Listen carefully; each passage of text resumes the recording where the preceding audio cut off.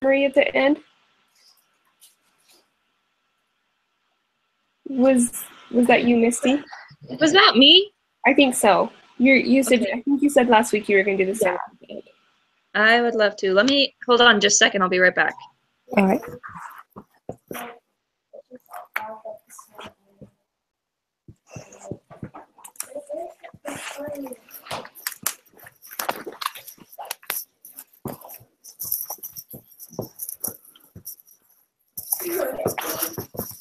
Brenda, I don't see you. You're not on like live.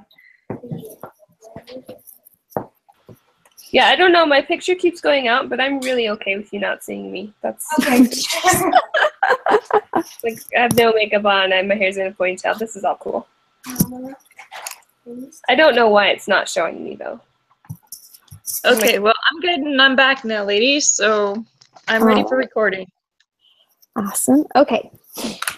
So to get started with our discussion, the first question that is posed on our website is, what threats to children and families did Elder Holland mention? Can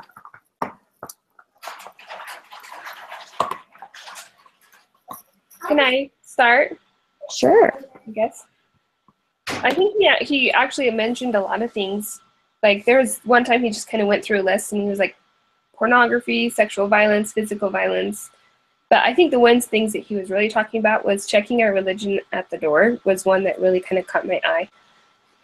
Something that really made me stop and think and wonder if that's something that I do. Do I really stop and check my religion at the door? And his thoughts on the basketball analogy, I don't think I probably ever just stop and say, okay, I'm at a basketball game. I can say whatever I want. I can do whatever I want. But I wonder if there's times where in a certain situation where I do that. And I hope the answer is no. But it really made me stop and think, even if in small ways I do that. So that's what I thought.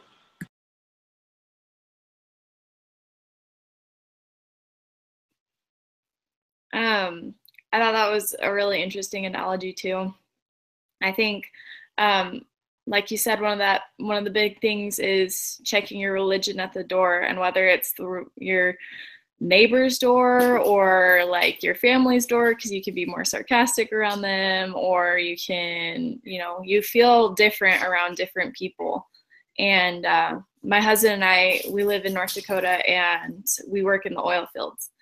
And so we deal every day with a bunch of truckers, and some of them are really great people and some of them are really interesting people, and they just have different values and lifestyles. And I've noticed sometimes my husband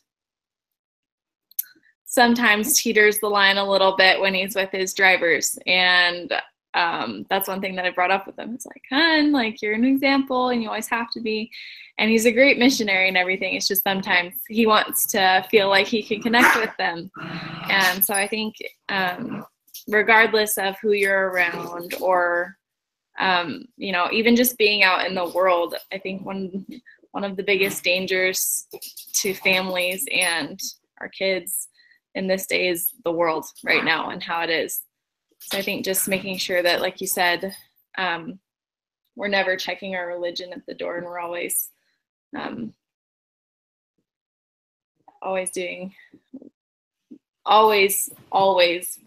being the people that Heavenly Father expects us to be.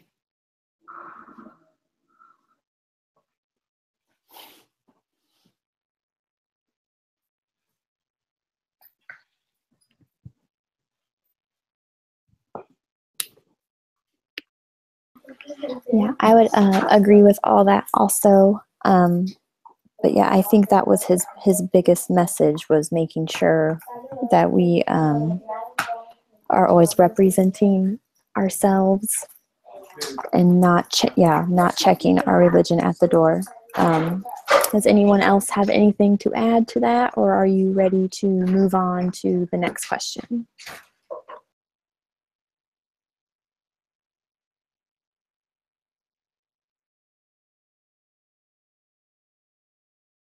Okay, we'll move on then. Okay, so the next one is, which I think is a very interesting question. It's how has Babylon influenced the development of the threat to children and families that you have chosen to address?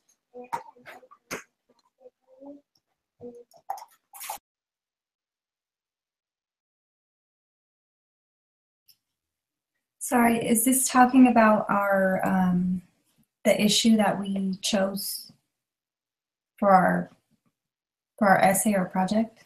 I'm assuming so. Okay. Yeah. So my topic is cohabitation versus marriage, and I think that I'm not sure if I understand this question, but I think there's a lot of the youth and the young people in our society just accept cohabitation as a norm. Like they don't really see anything different around them. So it's something that people just do. And I think one of the things, at least for me, when Elder Holland was talking about checking your religion at the door, I think that not standing up for the things that we believe or to support the family with our friends and our neighbors, we're in a way, I think, and I speak for myself when I say quiet, but we're kind of checking our religion at the door when we're not sharing the gospel. And I think that by sharing our beliefs and our values with others, that's a way that we can help others know that there's another way, there's a better way than just living with somebody before marriage. And we can share our experiences and how it's blessed our lives to be married, and just share that with other people. I just had a quick comment. It doesn't pertain to my project that I've chosen, but it pertains to yours. What came to my mind is I love Friends, the show Friends. I don't know. It's like one of my favorites. But I feel like the big thing is like giving somebody your key, you know, or like in all the TV shows, it's like, oh, is this grand loving gesture? Like you can move in with me or whatever.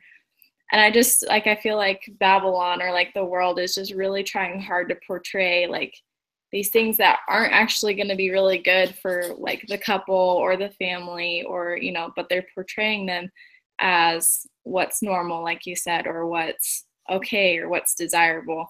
And I think that the media does a really good job at putting those ideas into people's heads, even if it's subtly, like that's not the main point of those shows, you know, it's still like, oh, that stuck out. I remember it. I think about it. And I can see why, you know, younger generations are like, oh, it's a good thing to do. So I think the media and using the media is a big way that Babylon or the world is kind of influencing those types of dangers in our world.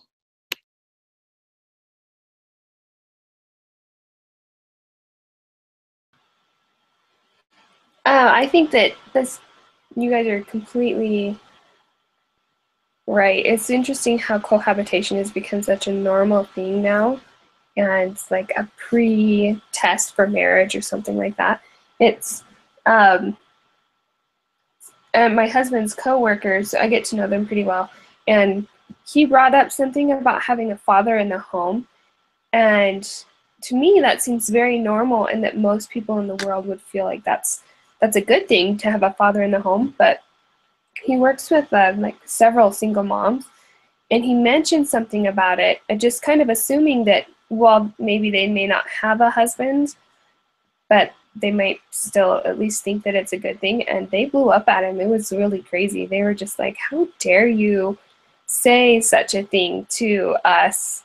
And he's like, well, you guys think that it's good to have fathers in the home, right? And they're like, why? It was really surprising the amount of backlash that he got. Like, not only do they not have husbands in the home, which was anyways, but they don't believe that they're necessary at this point, which was kind of shocking to me, because I thought at least people would at least agree on the fact that having a husband in the home would be good, but they don't even think it's a good thing.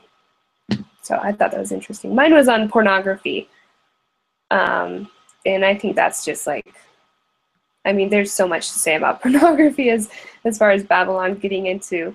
Like, my friend has a son who's 8 years old, and he's already gotten into pornography because of the video games that he plays. On the side, the ads on the side and things like that have like Zelda or whatever, you know, of cartoon characters that are like so scantily clad with big chests and everything like that. And it was like at 8 years old, he found it fascinating that it was different, and so he actually got into it at the age of 8. And to me, that was astounding. So.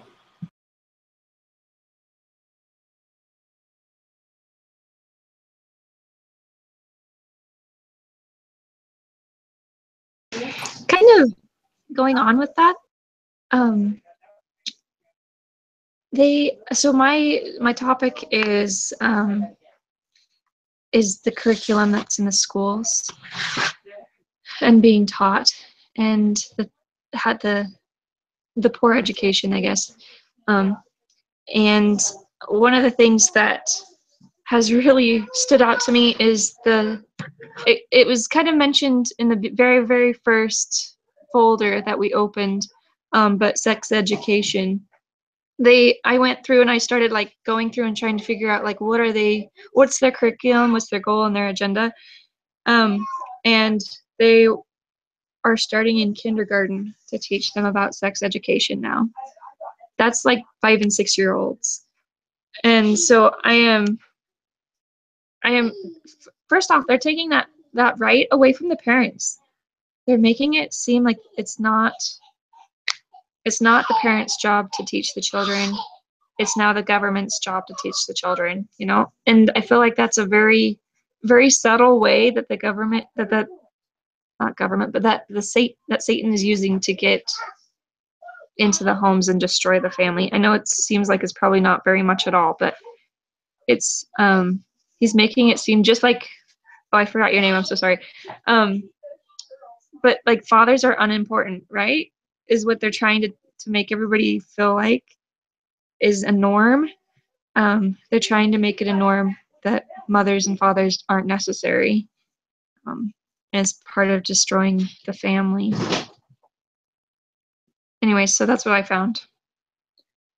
That's actually a super cool topic. My mom is a 4th grade teacher, and so she's seen like a lot of scary things, and like it's so hard just because like the way, and I know like we probably shouldn't bring politics into this, but like the way that these books are being written, like the textbooks, like you said, the different types of education, they're all very one-sided, and it's all it all has an agenda, and that's something that's like super scary. That's a really cool topic that you have. That's awesome.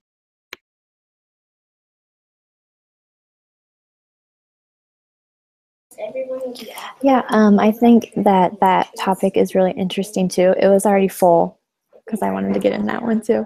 But so yeah, I had no idea that there were some schools that are starting in kindergarten, and like that just seems, I don't know. I know like the church encourages us to talk to our children early about it too, but I just think in schools that's a little early in my personal opinion.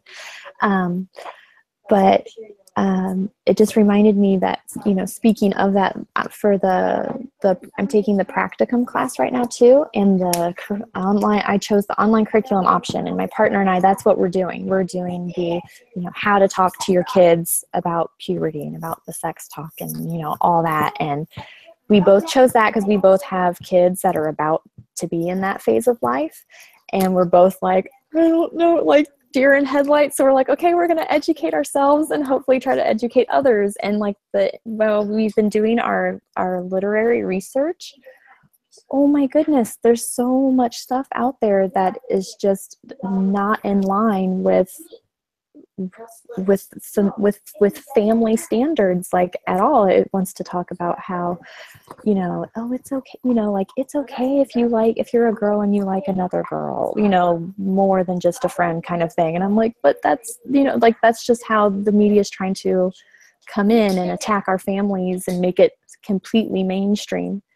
And so it's just mind-boggling to me how it's all around us, and how I've already had to have those kinds of talks with my children because they see it on TV, even on like their like Disney shows too. And so like it's become difficult. So does anybody else have anything they want to share in regards to this, or nope? All right. Okay, we'll move on. And so since we've been talking about Babylon, I think we pretty much covered the next question with everything we talked about, because it talks about how we can defend the doctrine of the family in these latter days. And I feel like we touched on that with everything we spoke about. So I will move on to, what characteristics and attributes did Elder Holland expound on that will make us more effective family advocates?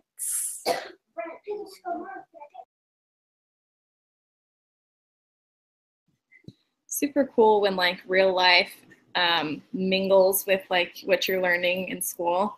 We had the elders over this last week at my father-in-law's house, and we were just talking about the power of missionary work and the importance of it.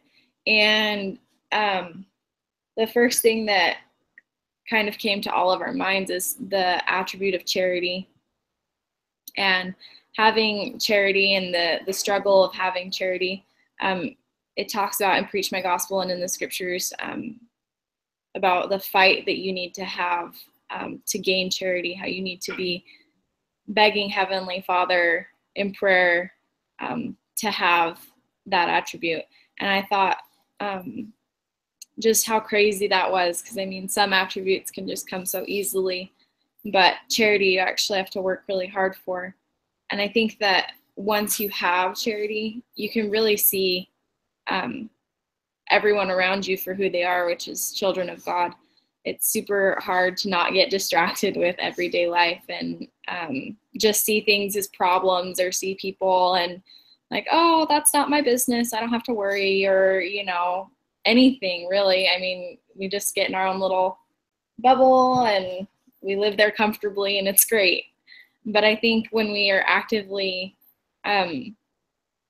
searching for that charity and then actively using it, looking at people, looking at situations that are around us, looking at families, that our eyes will be opened, and that we'll be able to see the need for advocates of the family, and see the need for advocates for children and for people. We'll be able to, and then act on those things that we see, So I thought that was really cool.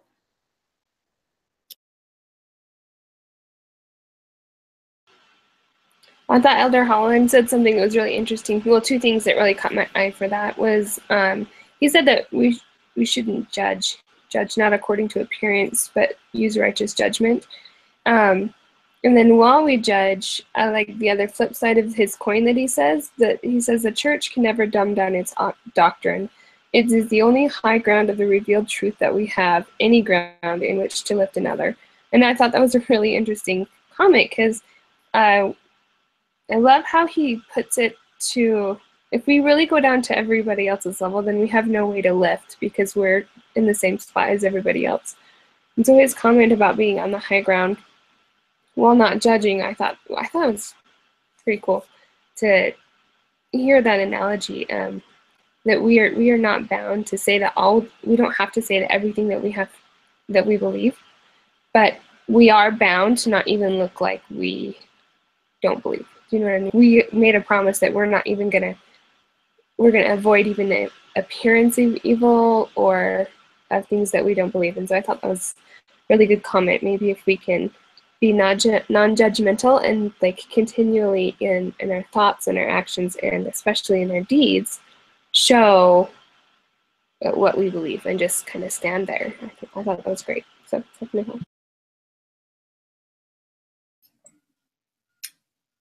I liked in the talk to become that it says that charity is not an act but a condition, and I think that if it talked about conversion, and if we're truly converted to the gospel,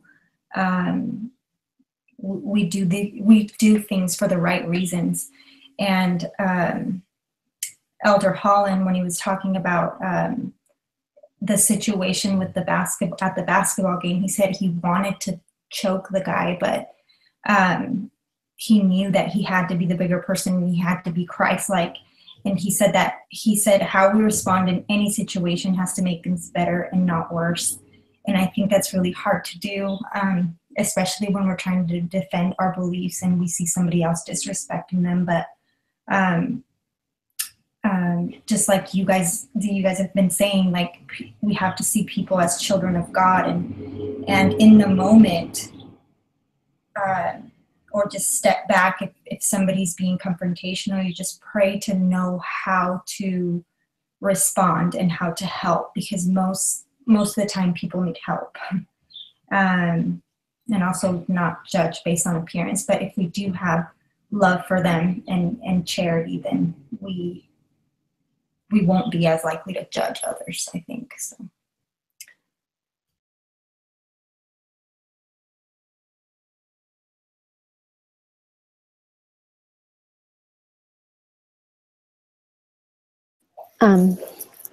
I really liked what everyone else has said. I got a lot of use, and wanted to.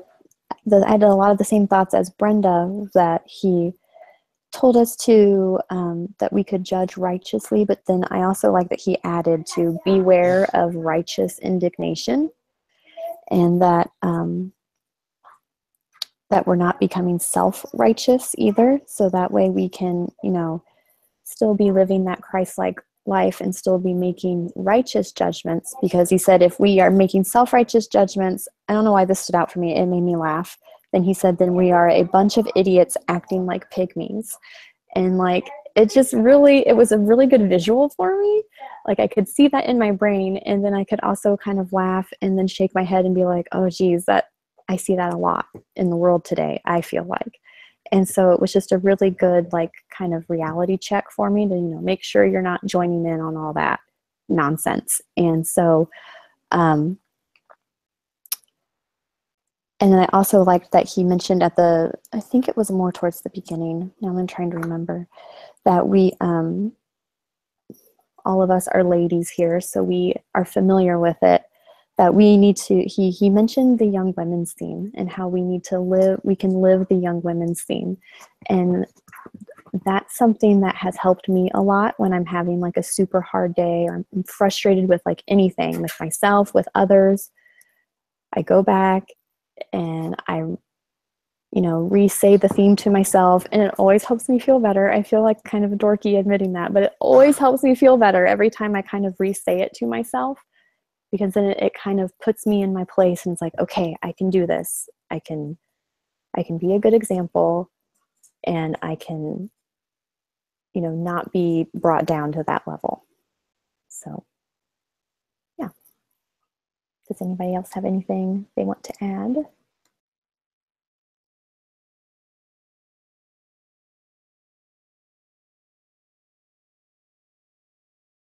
Okay, so, and then the next question kind of adds into what it's kind of expands upon what we've been talking about, which is, how is a Christ-like character necessary in order to understand and even love others who disagree with you?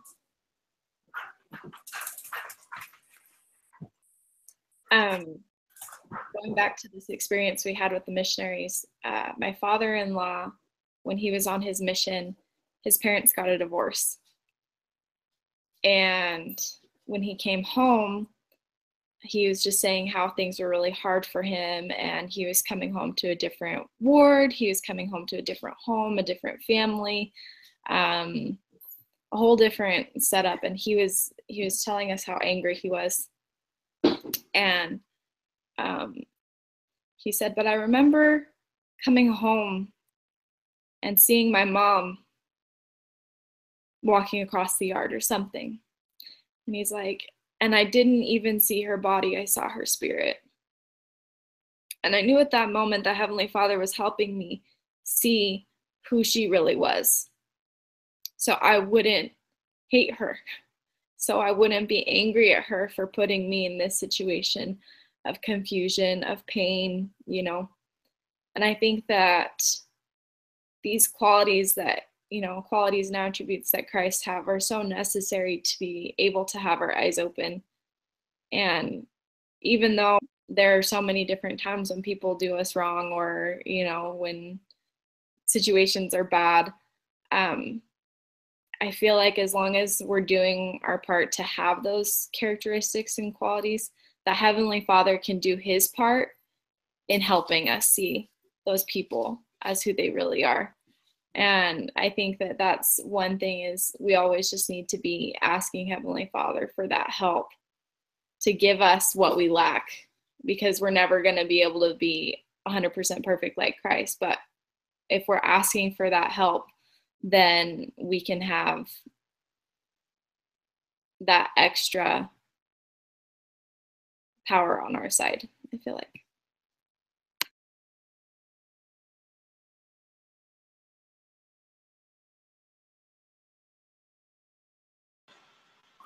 So, like, we were talking about the video earlier today about how the one with the lady that was talking about how she had that, sorry, my mind is going blank. She gave this speech in her class in college. And I thought it was really interesting that what she mentioned was they think they're right and we think they're right. Whatever side of the coin, they honestly and truly believe, like the people that are not on our side or that believe differently than us or have different views, they truly believe those things, and they truly believe that what they're fighting for is what's right.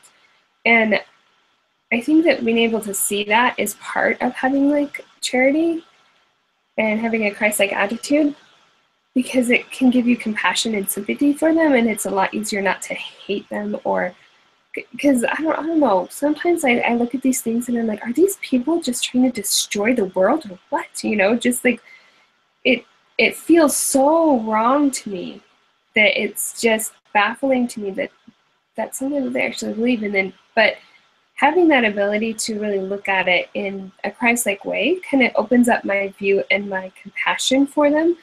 And they feel the same thing I do. They feel that they're fighting so hard for something that is so right. And that, to me, actually makes me more sympathetic to them, not necessarily their cause, but to them. And it really makes it easier for me to talk to them and discuss things with them. So that's me.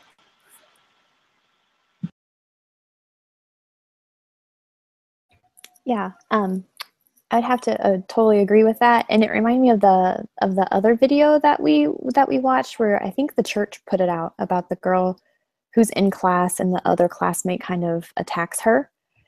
And then she goes back and talks to her and is like, you know, I want to know what you think and why you feel this way. And it didn't instantly soften her by any means, but like you said, she understood that this person feels as passionately as she does about the complete opposite, you know, of what she feels. And that can be so hard for me. And that video was so helpful for me to be like, okay, take a step back and realize what you're passionate about, they are too. And that, you know, we can still get to a point where we can agree to disagree and not completely hate the other person, you know? So like, I have, I'll just bring up a personal example. I have quite a few gay friends, and they are very familiar with our stance on gay marriage. And at first it was awkward and it was rough. But we were able to have really candid conversations with each other, and I shared my why and they shared their why. And we were both like, okay, I get it, but I'm not changing my view, and I still love you. And like, we're still good friends, and we can still hang out and support each other. And it's just now we know not to really bring that up, around each other. Like, we know what hot topics to not talk about, but like, I still know that they're a dear friend, and they know that I would do anything for them, and vice versa. I know they would do anything for me. And it's just, we can still stand up for what we believe in and still be friends with the other side too. And hopefully our example will eventually soften them, maybe. That's my hope anyway. But even if it doesn't, at least I feel like they have, okay, I'm not gonna like totally pat myself on the back, but at least a decent example, like, the church isn't evil. The church has good people. You know what I mean? Like, we're not all a bunch of, as that video called us, bigots or anything, So I'm hoping that I'm giving a good example by being able to still be a good friend and loving to them, and not like completely shutting them out. So. I really, really like what you said about like having a good example. We may never change their minds, but at least they can understand where we're coming from and not feel like we're attacking them because we want to attack them because of the church. And we're not going to, like, at least we have compassion. So I think that you make a good point. And I think you're right in being that kind of a standard, even if they don't change their minds. That's fine. We're not going to change ours either, and that's okay. So I like that. Thank you for sharing that, Stacy. I think about my friends, because I have a lot of non-member friends and I have gay friends. And I think about the conversations that I have with them, and they're always good. And I think that because I see them, because I'm close to them and they're my friends, I love them. Therefore,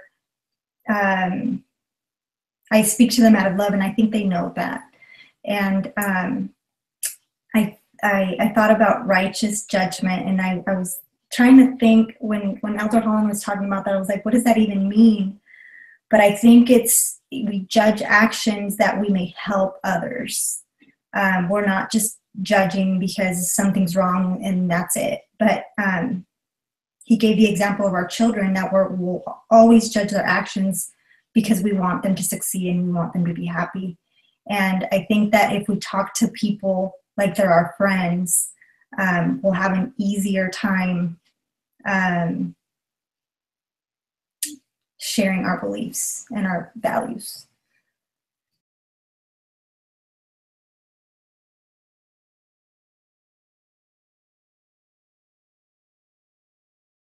Yeah, I think that's a wonderful point, Diva, that, I feel like it kind of brings down the contention notch when you talk to someone as a friend, because then they're seeing that it's not like an attack. So I appreciate you saying that. That was a good point. And you also mentioned about doing good, which totally was the perfect lead-in for the next question, which the video, the Prager University video, does it feel good or does it do good? And so we're supposed to decide whether or not we feel this is in line with the other video, the lady, her name was Marcia Barlow, with her ideas, or if it was in conflict with it. And did the video present a persuasive argument for a conservative viewpoint? And so just to kind of summarize that video real quick, he basically said that the left, people who typically think, align themselves with the left, think, does it feel good versus does it do good? And then those who typically align themselves with the quote right, say that their mindset is more, does it do good for others instead of does it feel good? So we are to discuss if we feel it's a persuasive argument or not, and if we can find any holes in the argument.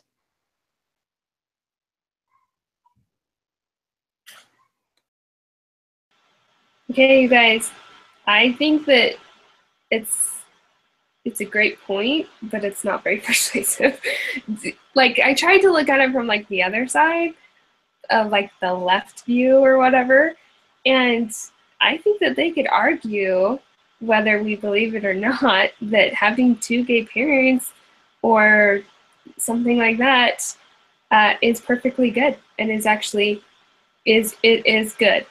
Like, I know that I have a friend who argues that gay couples are actually more compassionate, and they actually have a better environment to raise a home in for a child than a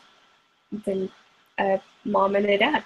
So I think that one of the hardest things that we see nowadays is the ability to justify, and that scares me. It scares me because they can justify anything, but it also scares me because we can justify just about anything as well. And justification it's really hard to prove your point in a lot of situations. So for me, I don't think it was that persuasive. Maybe I'm wrong. Maybe you guys can disagree. I hope you do, because I'd like to hear your point. But I thought it was great, but I was like, dude, they could blow so many holes in this that it's just not even funny. So that's my thoughts.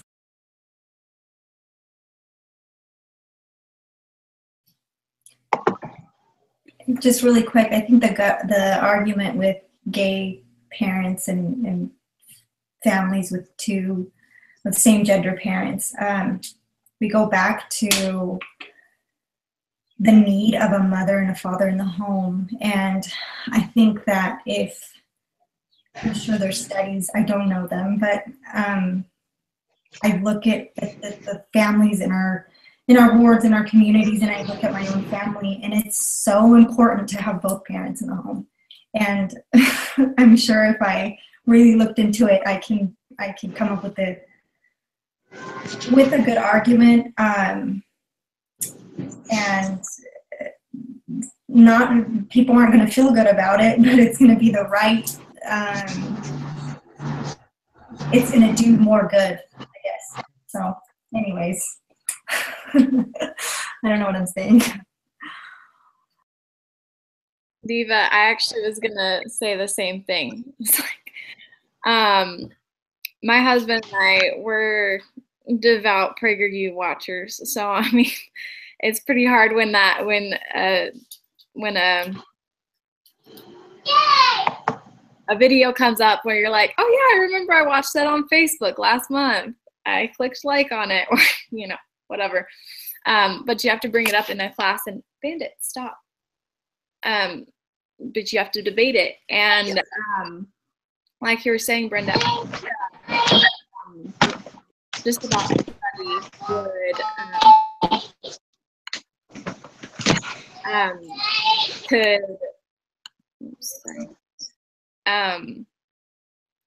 could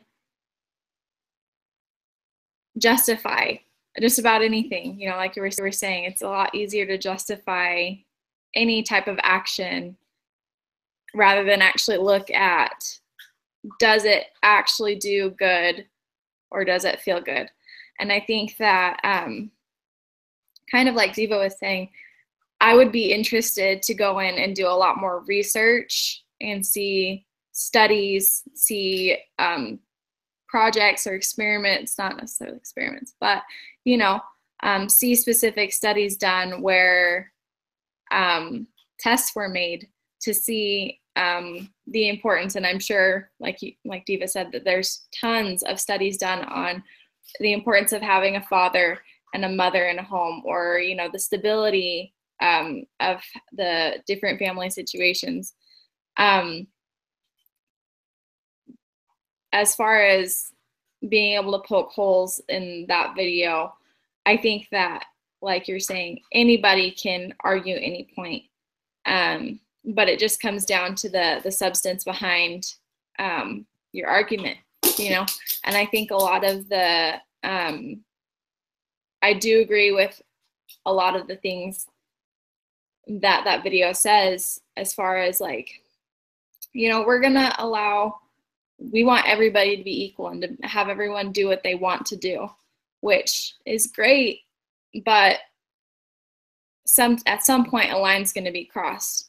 If you can have, this was a good example that I ran into the other day, this list of kind of like a ripple effect. It's like, okay, you can be transgender because that's what you feel like, and you feel, you know, that you are a certain way.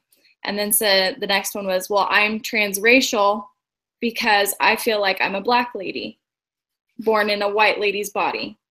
So I'm Black because I feel Black.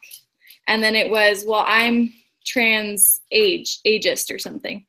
I'm a grown lady, but I feel like I'm a 3-year-old. So I'm going to have you take care of me because I feel like I'm a 3-year-old. And it just kept going on and on. Well, I'm actually a dog, and in a human body, but I feel like I'm a dog. And I know that seems like funny or like silly or like, you know, like it's not real, but there are people who actually are trying to have these things passed as normal. And so when you cross lines, it makes it so much, because it feels like it's okay, and you want everybody to feel good and be happy and to feel like they belong or they're right, even just to feel like they're right and that it's good. It leads to so much more. And I think that that's the difference that video points out between, you know, sometimes the right side and the left side, is that the right side kind of is like, okay, if you change one thing, you're going to have to change everything. And that just crosses too much, you know? So I think, like you said, Brenda, there are a lot of reasons why that video could be argued. And I think you're right in that. But I also think, like, the more research you do, which goes against the feeling. If you have solid fact-based things, it goes against, you know. So I don't know. I liked both of your guys' points. And I think that both sides can be argued, which is something that's kind of fun.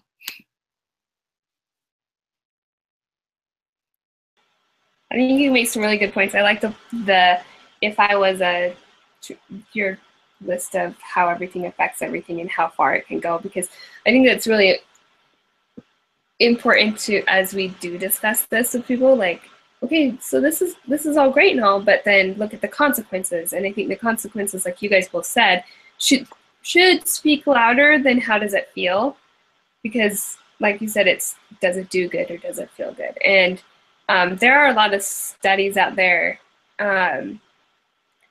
that do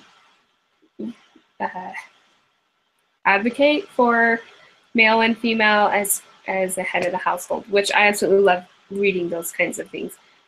Yeah, I don't know. Have you guys seen a lot of studies about gay couples though? And what the effect is? Gay couples is in like, what exactly do you mean? As far as like the research done, you know, there's a lot of research on male and female couples and the having a father in the home and all that kind of stuff.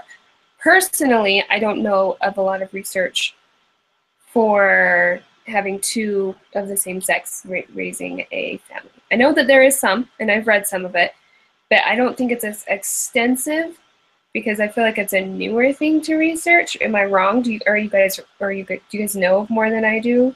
I don't know of more, because I think it's at the phase where you just said it's still so kind of new that I think it like studies are currently being done, just nothing has been published or anything, because they're still looking into it. I think a lot of that has to do with the fact that the kids, sorry, Cassie, that the children aren't raised yet. There are some children that were born and raised in these gay couple homes, but I think there's still youth, and so those studies can't really be done too much yet. But that's just my opinion. I'm not sure. I think that's a super good point. And I was also thinking too, I think with any research done as far as like social research, I think that there can be a bias or a specific agenda in trying to figure out what you're trying to find out. And I think, obviously if somebody goes in and says, we're going to do a study and we're going to see if having a male and a female in a home is better than having 2 guys in a home or 2 females in a home. I think that there's always going to be a dividing line of what somebody's trying to find out and what somebody's actually, going to push. And I think that with any study or anything, you just have to be careful either way. And I think, like everyone else said, at this point, it is a lot newer.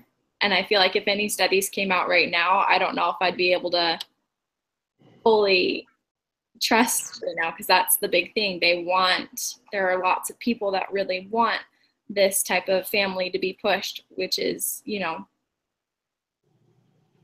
fine for their side and everything and for their points of view and everything. But I personally haven't found any type of comparison study, mainly because I haven't looked for it, but yeah, like, again, I think for me personally, it just goes to why do we have the commandments that we have, or why do we have the belief system that we have? What are the consequences and ripple effects of changing those and accepting or changing different laws, rules,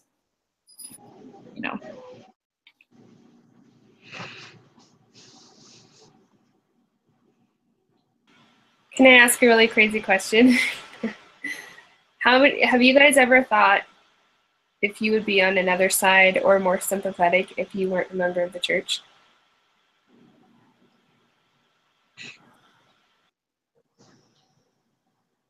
Personally, I think that I would, I don't know if I would be as sympathetic.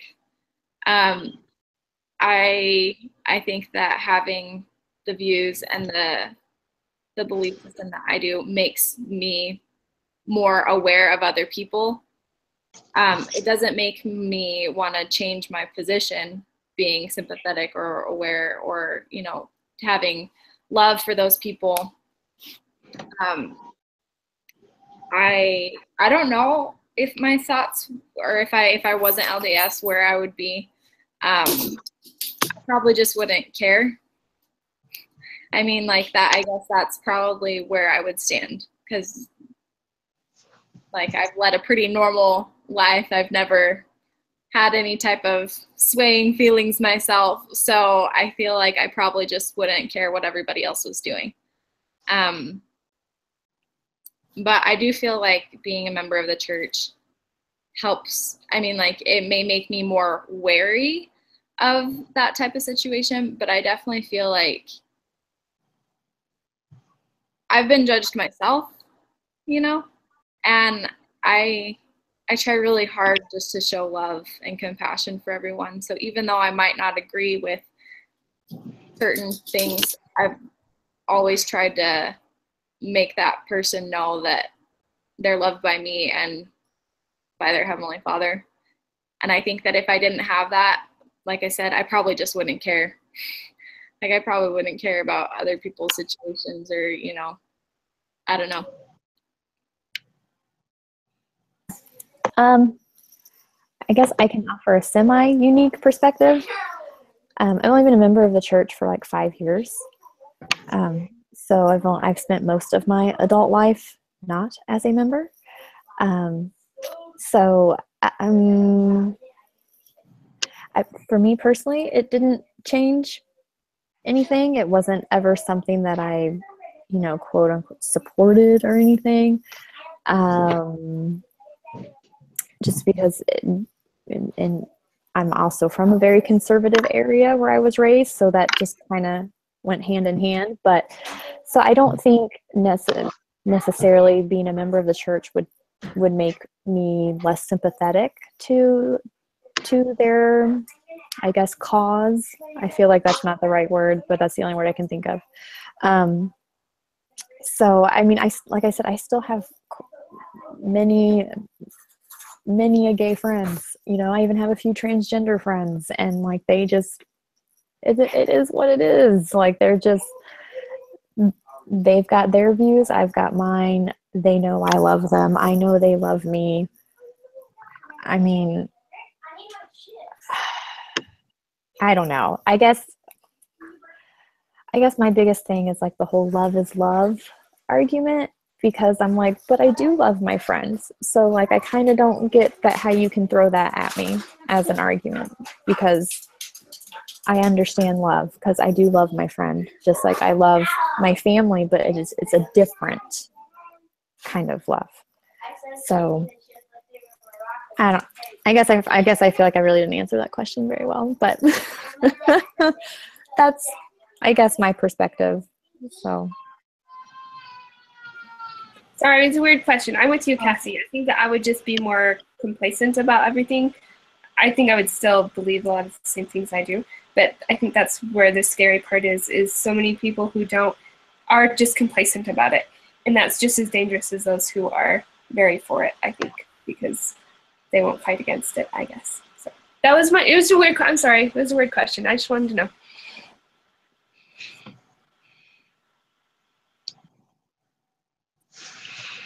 All right, well, if anyone doesn't have anything else to add, I think we're to the point where we can have Misty give our lovely summary.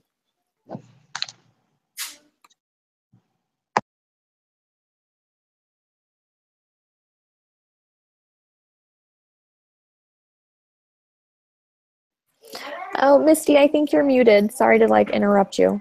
But Thank you so much. I really appreciate that. I should have asked, but I didn't.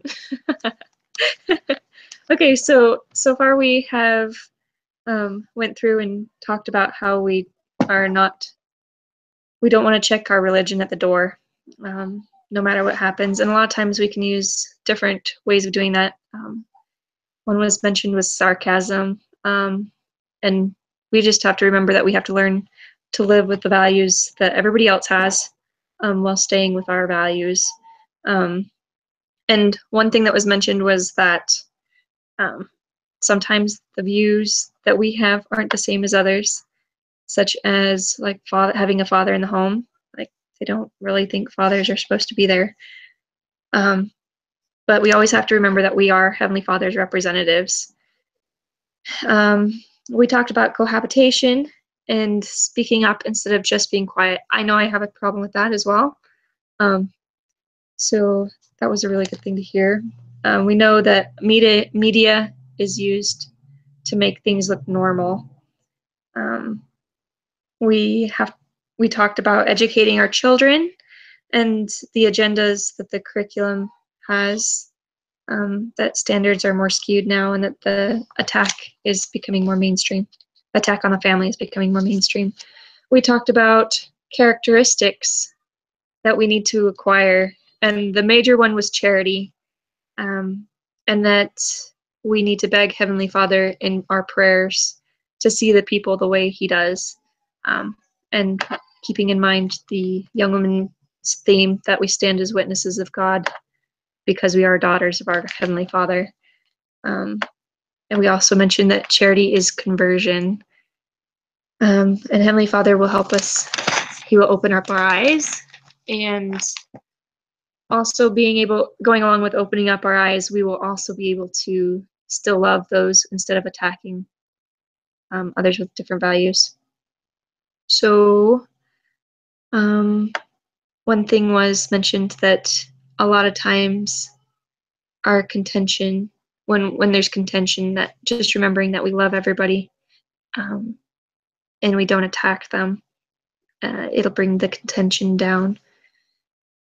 And then we talked about the left and the right views, how everything can be justified, even our side and their side, and that we just need to go back to the basic, remembering that the reason for these laws is because they work. So the stability of a father and a mother in a home is there because our children need a father and mother and deserve to have that. And then also last thing is look at the consequences, because the consequences speak louder than others feel. So that is what we talked about. Thank you all so much, ladies.